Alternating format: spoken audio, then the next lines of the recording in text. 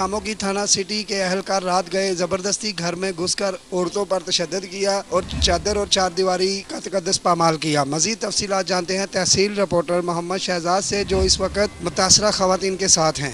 जी शहजाद, बताइएगा। जी, हम इस वक्त मौजूद हैं उस घर में जहां पर पुलिस का नहत्ती औरतों पर तशद्दुद और चार दीवारी का तकद्दुस पामाल किया गया। आइए हम उस औरत से सुनते हैं ये हुआ कैसे हुआ और किस तरह किया गया। क्या हुआ था रात को? रात को भाई जगह का हो रहा था और जगह मेरे मियाँ की हिस्सा बनता था, वो नहीं दे रहे।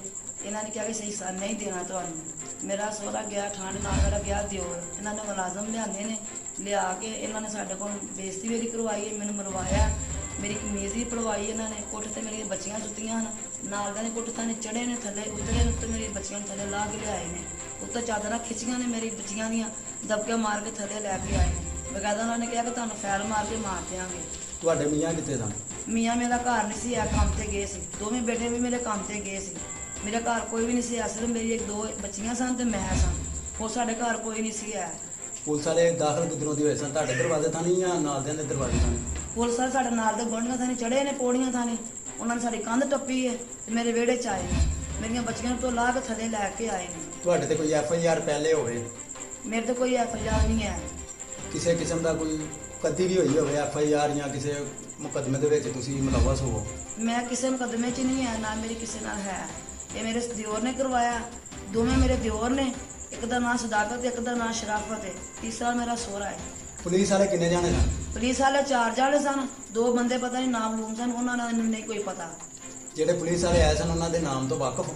नहीं मैंने कोई वाकफी नहीं, शक्लों तो मैं पहचाना नहीं। छाते सुते से पुलिस वाले आए सी, 4 पुलिस वाले से नाल 2 वर्दी ਵਿੱਚ ਨਹੀਂ ਸੀ। 4 ਪੁਲਿਸ ਵਾਲਿਆਂ ਨੇ ਵਰਦੀ ਪਾਈ ਸੀ, ਉਹਨਾਂ 2 ਭਾਈਆਂ ਨੇ ਕੱਪੜੇ ਪਾਏ ਹੋਏ ਸੀ। ਅਸੀਂ ਛੱਤ ਤੇ ਸੁੱਤੀਆਂ ਸੀ, ਮੈਂ ਸੀ ਮੇਰੀ ਨਾਨੀ ਸੀ, ਛੱਤ ਤੇ ਸੁੱਤਿਆ ਸੀ। ਉੱਪਰ ਅਸੀਂ ਖੇਸ ਲਏ ਹੋਏ ਸੀ, ਇਹਨਾਂ ਨੇ ਸਾਡੇ ਤੋਂ ਖੇਸ ਲਾ ਕੇ ਬਾਹਾਂ ਤੋਂ ਪਕੜ ਕੇ ਸਾਨੂੰ ਨੀਚੇ ਲੈ ਆਏ ਨੇ। ਉਤੋਂ ਸਾਨੂੰ ਧਮਕੀ ਦੇ ਰਹੇ ਨੇ ਕਿ ਤੁਸੀਂ ਸਾਡੇ ਅੱਗੇ ਉੱਚੀ ਆਵਾਜ਼ ਨਾਲ ਬੋਲੇ ਤੇ ਅਸੀਂ ਤੁਹਾਨੂੰ ਗੋਲੀ ਮਾਰ ਦੇਣੀ। ਬਾਹਾਂ ਤੋਂ ਪਕੜ ਕੇ ਥੱਲੇ ਲੈ ਕੇ ਆਏ ਨੇ, ਸਾਡੇ ਨਾਲ ਗਲਤ ਹਰਕਤਾਂ ਕਰਦੇ ਰਹੇ ਨੇ, ਬਦਤਮੀਜ਼ੀ ਸਾਡੇ ਨਾਲ ਇਹਨਾਂ ਨੇ ਕੀਤੀ। ਬਾਹਰ ਦਰਵਾਜ਼ੇ ਥਾਣੀ ਨਹੀਂ ਆਏ, ਉੱਤੋਂ ਦੀ ਛੱਤ ਥਾਣੀ ਆਏ ਨੇ, ਸਾਡੇ ਨਾਲ ਗਲਤ ਬਦਤਮੀਜ਼ੀ ਕਰਦੇ ਰਹੇ। ਅੰਦਰ ਗਏ ਨੇ, ਅੰਦਰ ਤਲਾਸ਼ੀ ਲੈਣ ਵਾਸਤੇ ਗਏ ਨੇ। ਅੰਦਰ ਮੇਰੀ ਟਾਪਸਾਂ ਦੀ ਜੋੜੀ ਪਈ ਹੋਈ ਸੀ, ਮੇਰੀ ਨੰਦ ਦੀ ਪਈ ਹੋਈ ਸੀ, ਉਹ ਵੀ ਲੈ ਗਏ ਨੇ ਅੰਦਰੋਂ ਕੱਢ ਕੇ। ਲਿਹਾਜ਼ਾ ਇਹਨਾਂ ਨੇ ਸਾਡੇ ਨਾਲ ਬਹੁਤ ਬੁਰੀ ਜ਼ਿਆਦਾ ਹਰਕਤ ਕੀਤੀ ਹੈ। ਮੇਰੀ ਅੰਮੀ ਲੋਕਾਂ ਦੇ ਘਰ ਮਿਹਨਤ ਮਜ਼ਦੂਰੀ ਕਰਕੇ ਘਰ ਦੇ ਹਾਲਾਤ ਚਲਾਉਂਦੇ ਨੇ। ਮੇਰੇ ਅੱਬੂ ਨੇ, ਉਹ ਵੀ ਇੰਨੇ ਜੋਗੇ ਨਹੀਂ ਹੈ। ਮੇਰਾ ਖਾਣਾ ਉਹ ਵੀ ਨਹੀਂ ਇੰਨੇ ਜੋਗੇ ਹੈ ਨਹੀਂ। ਅਸੀਂ ਲਿਹਾਜ਼ਾ ਅਸੀਂ ਗਰੀਬ ਆ, ਪੁਲਿਸ ਵਾਲੇ ਆਏ ਨੇ ਸਾਡੇ ਨਾਲ ਗਲਤ ਤਰੀਕੇ ਨਾਲ ਪੇਸ਼ ਆਏ ਨੇ। साढ़े DSP अगे CPO साहब अगे अपील है कि साड़ा जो नुकसान होया साड़ा नुकसान साड़ा वापस करें। जैसा कि हमने इन लोगों की बातें सुनी, मुतासरीन की बातें सुनी हैं और नहायत परेशान और गरीब घर है, आप देख सकते हैं।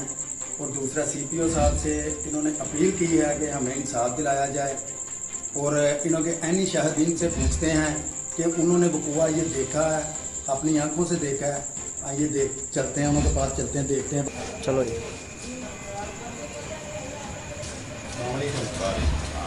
जी, आपके घर के साथ वो कुआ हुआ, आपने कुछ देखा ही ना होगा? हाँ जी। क्या देखा? देखा ये कि हमारे घर की तरफ से ये ऊपर गए हैं तो उनके घर के अंदर दाखिल हो गए। ठीक है, जाके बच्चियों की चीखें सुनते रहे हम लोग बाहर। ठीक है, तो ये लोग कह रहे थे कि मारने की चीखें आती हैं, इनको मार रहा है। जी जी, जैसा कि आपने यानी शाहिदीन की ये साथ वाला घर है और ये इसी घर से ये दाखिल हुए हैं। और आइए हम आपको जगह दिखाते हैं जहाँ से वो पुलिस वाले दाखिल हुए हैं।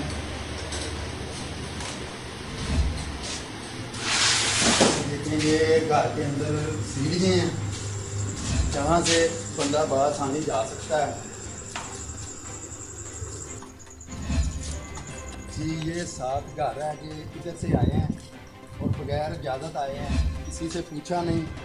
और साथ ये वाला घर है, इधर से बासानी उतर सकता है बंदा। और ये साथ उन्हों की सीढ़ियाँ हैं, मुतासरीन की इधर साथ सीढ़ियाँ हैं जहाँ से वो पुलिस वाले गए हैं। और हमारी DSP साहब, उन्हों की DSP साहब और CPO गुजरांवाला से अपील है कि इन्हों इंसाफ दिलाया जाए। कैमरामैन मोहम्मद वसीम के साथ 29 न्यूज़। मोहम्मद शहजाद, आपका बहुत शुक्रिया।